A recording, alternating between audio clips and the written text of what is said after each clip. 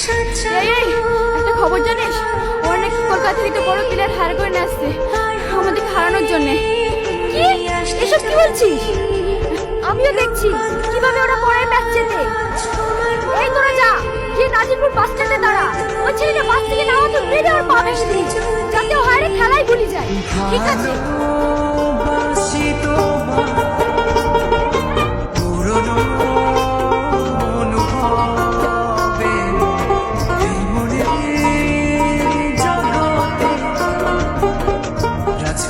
Hello, আমি শফিক বলছি।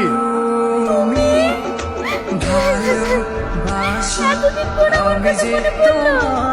আমি জানতাম তুমি আমাকে একদিন ফোন করবে, কারণ আমি কোনো ফোন করেছিলাম না। আমি তোমাকে ভালোবাসি, আমি সারা জীবন তোমাকেই ভালোবেসে যাবো। আচ্ছা ঠিক আছে, কেঁদো না। আমিও তোমাকে ভীষণ ভালোবাসি। আমার আর তোমার প্রতি কোনো রাগ নেই, কিন্তু একটা খুশির খবর আছে।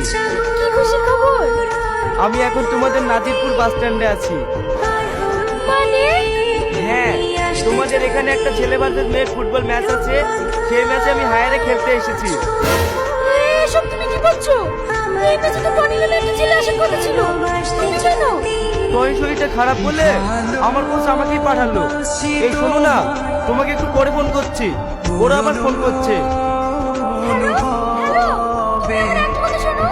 হ্যালো, এবার যাবে, ওরা তো চলে গেছে। রাজকুমার না, সত্যি জীবন, ওকে যেভাবে হোক বাঁচাতেই হবে।